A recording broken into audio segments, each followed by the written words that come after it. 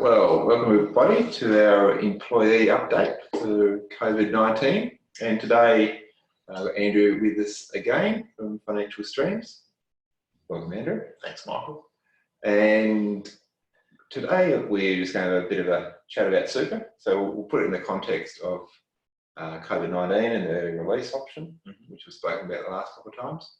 But also we will just expand that just to talk a bit about, timing, where the market's at and what the implications are as well.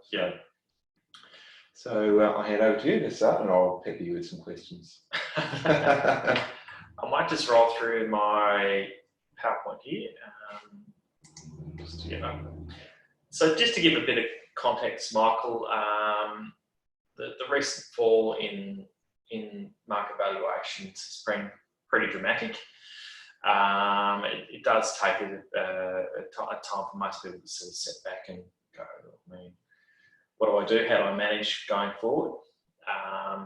And for those nearing retirement, it sort of throws a bit of a spanner in the work because obviously their funds have reduced by 8%, and it's not a great feeling to know that you're going to your last paycheck and you're going to start drawing down on a reduced balance at this time. So there are lots of concerns, and I suppose people don't want to know that their funds are dwindling overnight.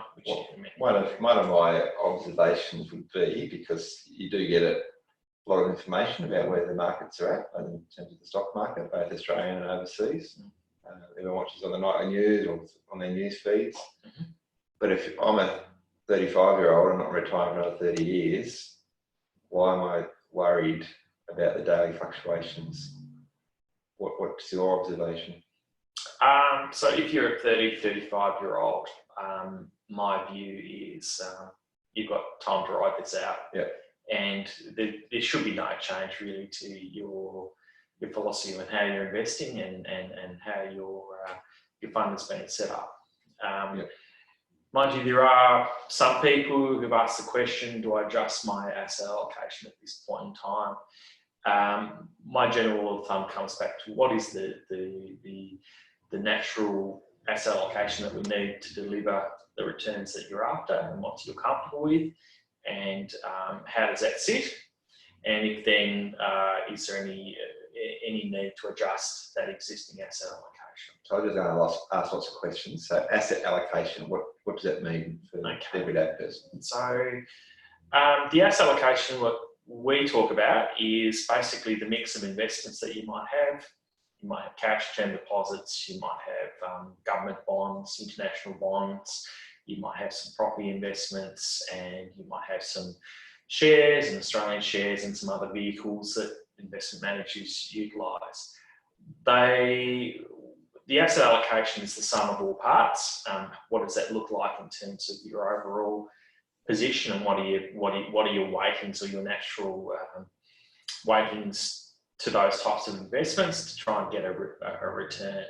Some people may have more exposure to shares or equities. Some people might not feel comfortable in that space and have a more of a balanced approach or a more conservative approach.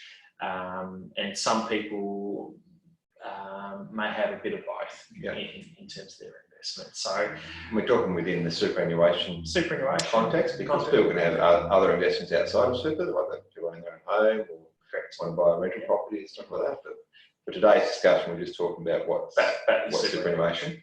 And when you say investment managers, what does the average person have control over to sway them, or they just go off on their own?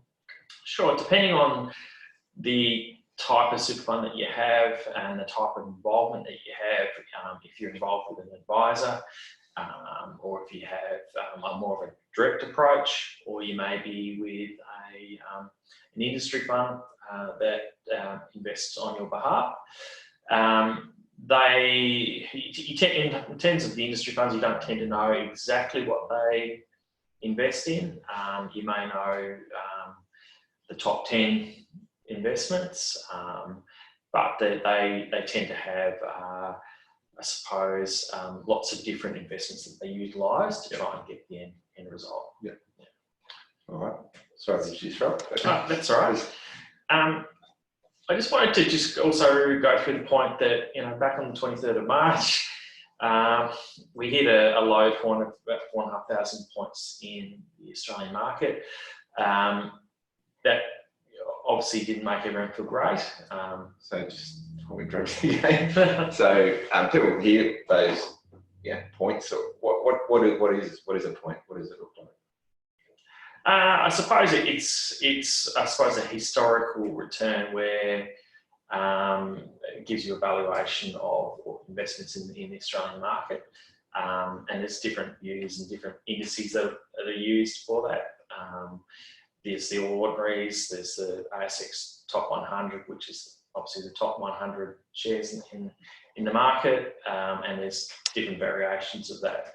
They're just reference points for I suppose for observers of the market to know exactly where historically where we're heading, and are we in potentially in a bull market, or are we in a bear market, which is terms that are used often. Do you want to just explain what bull and bear are?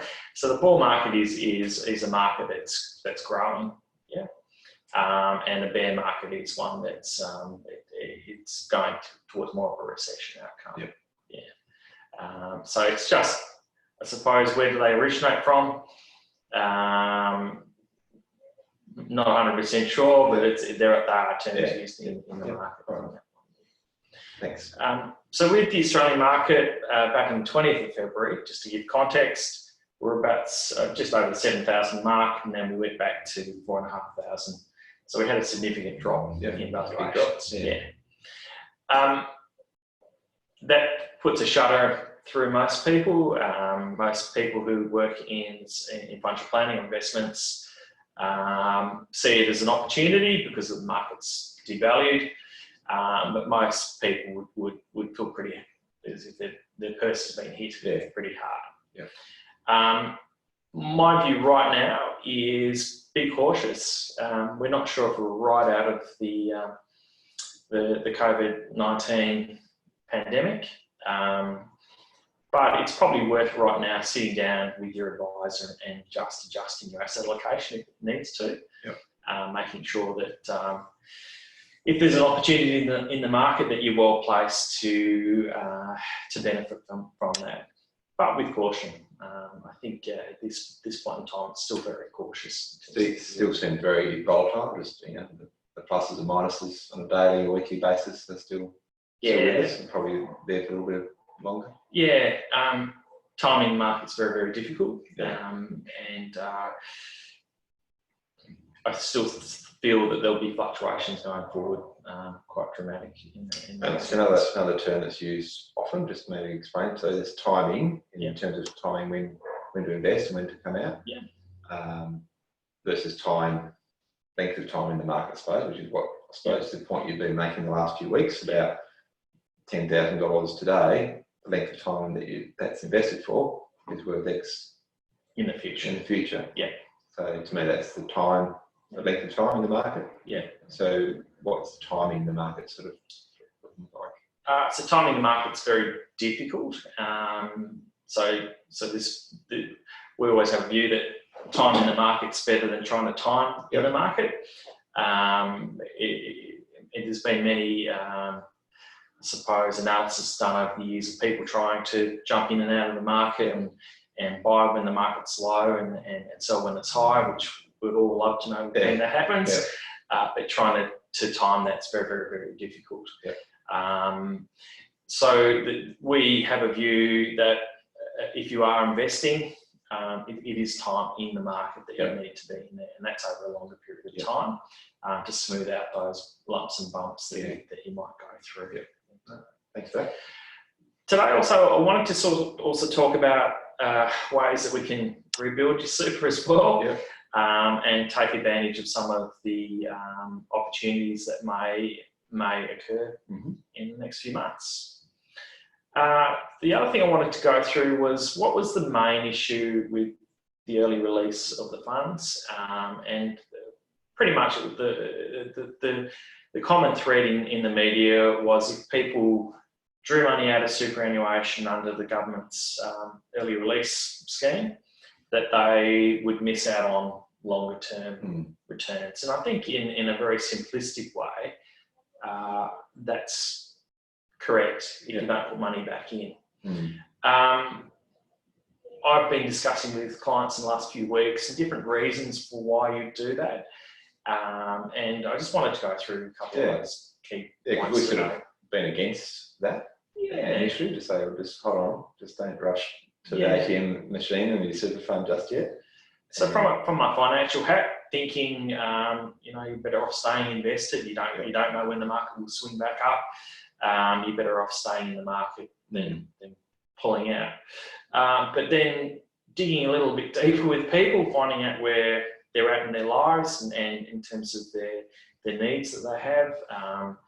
And obviously, some people have gone through where their jobs have either been put on hold and they're applying for JobSeeker or JobKeeper, or in some cases, one partner's still working and one isn't. So it's giving access to options for them.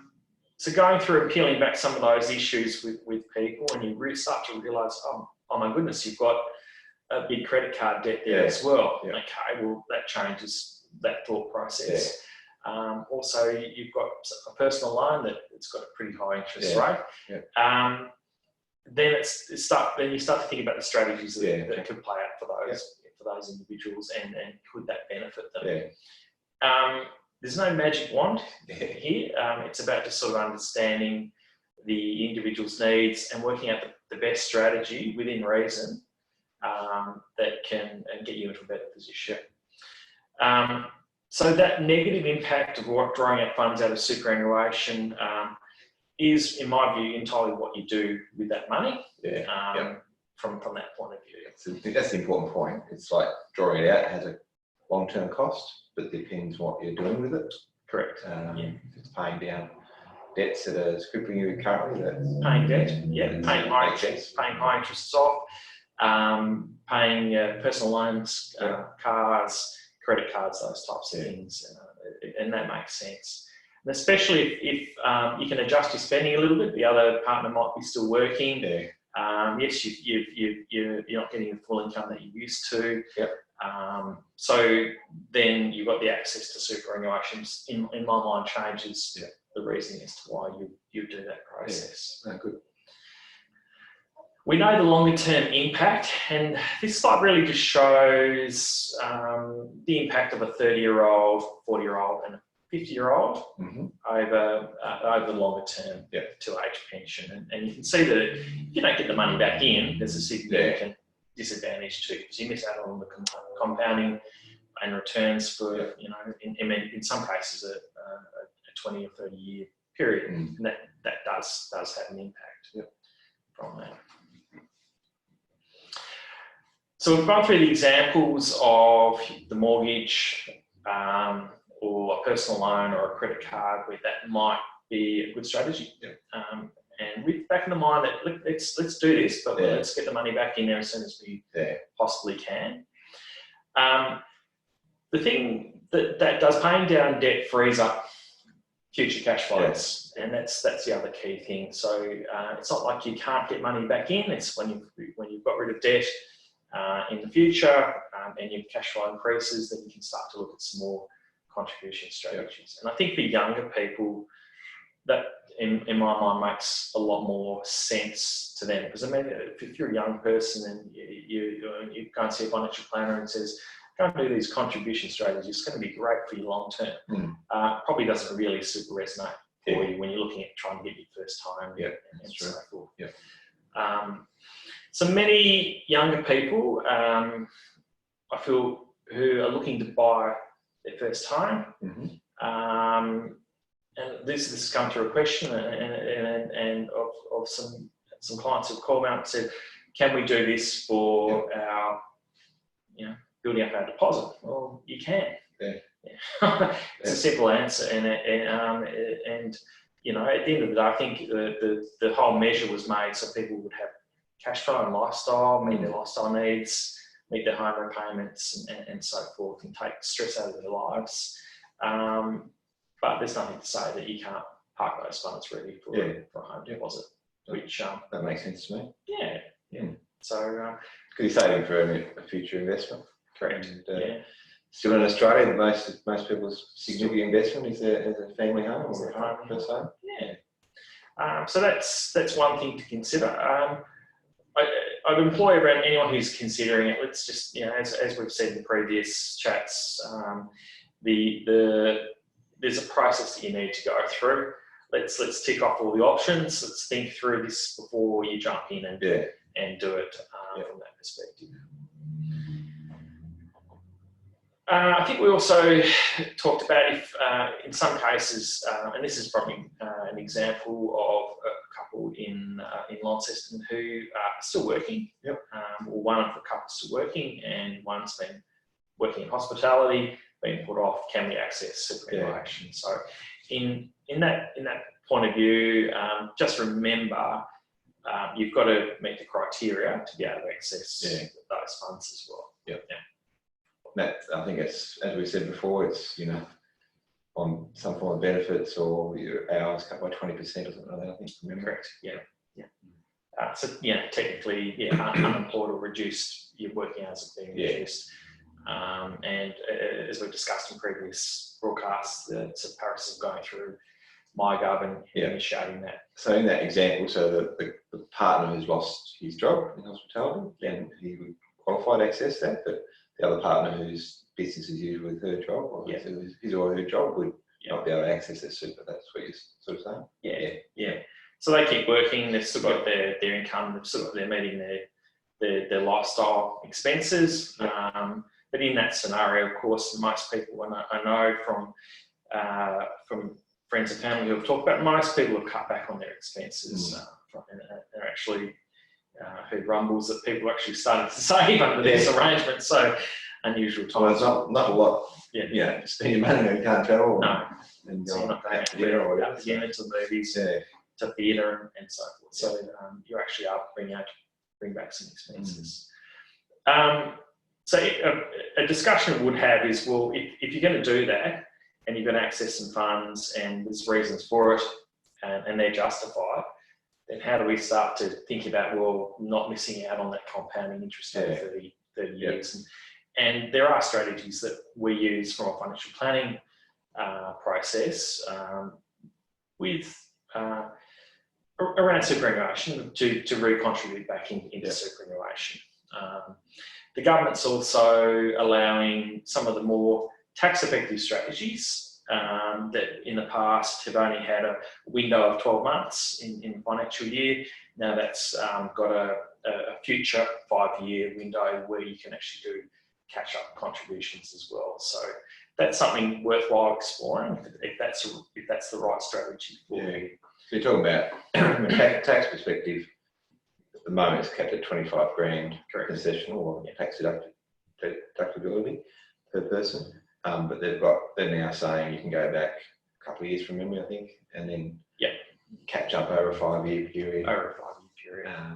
I mean, not everyone's going to do that, but someone's. So the options there. Some flexibility. And that comes down to your tax position. What is your taxable income? What's your priorities? Paying down debt or contributing to super. But there is that lever that can be pulled there as well.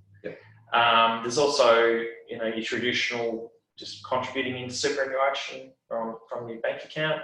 That's still available for people, and also with that comes into play government co-contribution if that's going to trigger a co-contribution from the government from it as well. So the government will match, I think, from memory, or a certain ratio for what you contribute, but I think the income's tears off around it ceases high 30s. Yeah, so it's just mid 30s and upwards, and tears off around about the 58,000.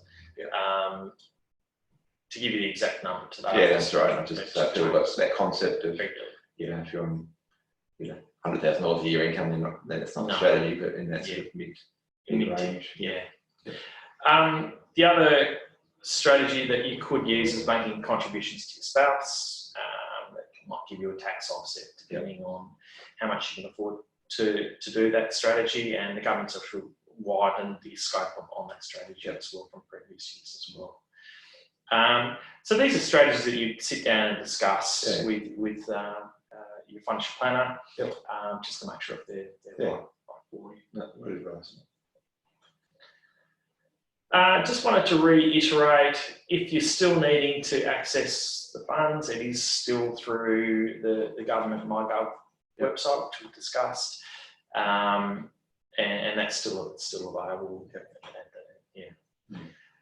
That's like up to 30th of June, I think. Yeah. For 10,000, and then post 30th of June, there's another 10,000, which I presume is another application process. Correct. Yeah. So there's lots of things to explore, as we've talked about before. Go through that thought process of what's the right process for you. Are you getting access to any of the government stimulus arrangements?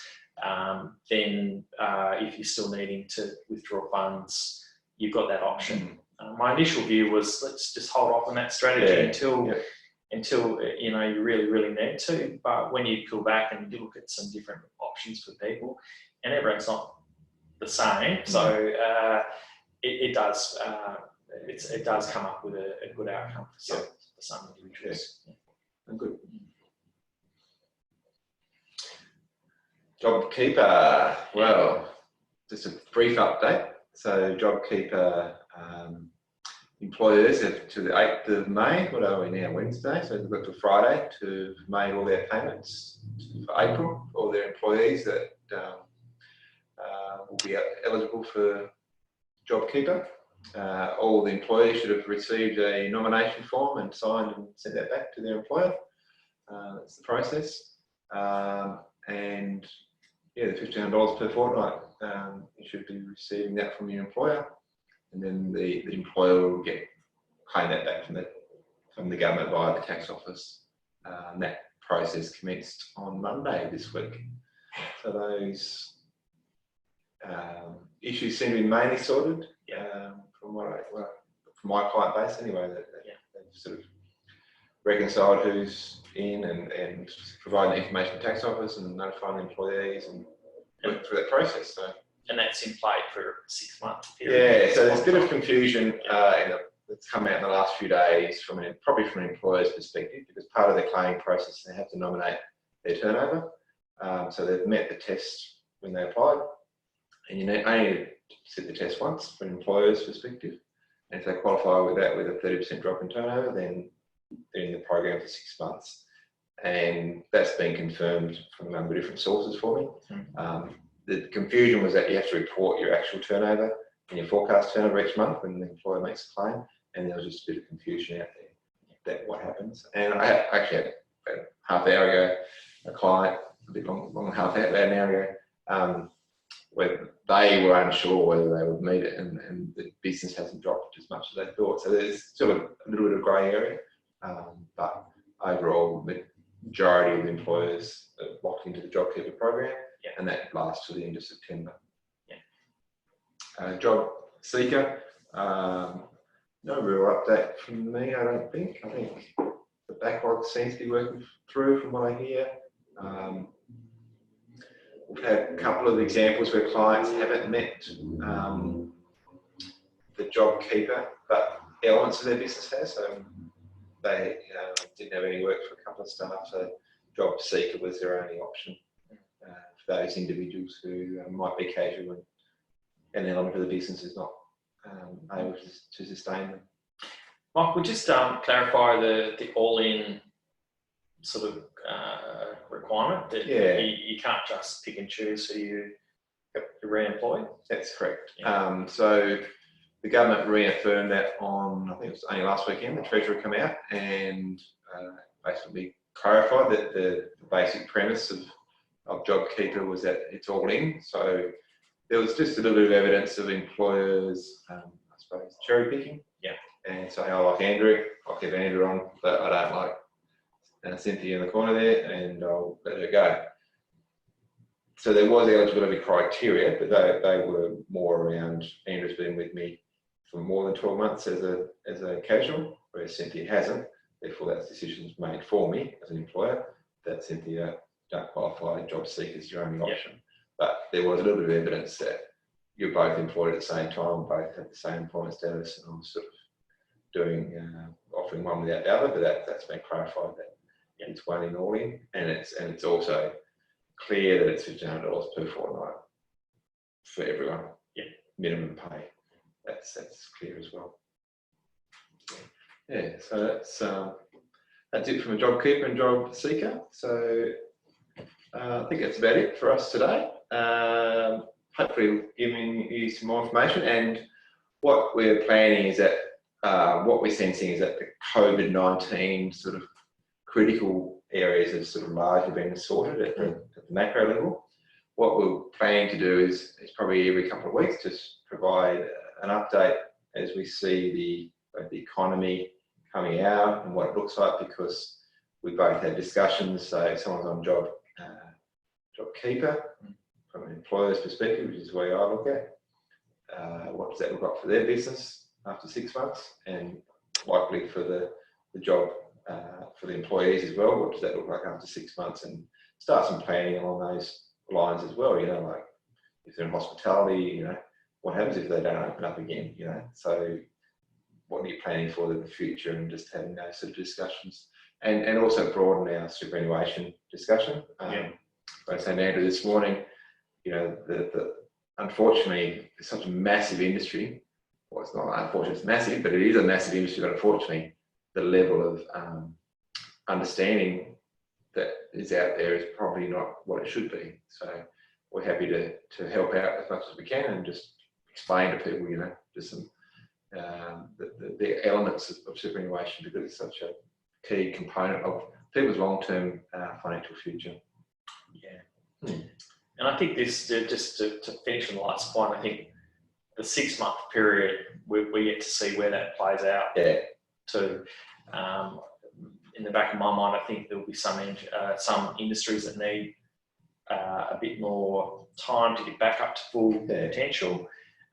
So potentially that 6 month period, what happens to the employees after that? Does the government step in again? Or some businesses may not be able to sustain the employment after that period of time. So there's still a lot to play out. There is. So stay tuned. We'll start circulating that around through our normal channels when we, probably in a couple of weeks' time, we'll just do a fortnightly wrap up. So thanks for joining us. Thank you.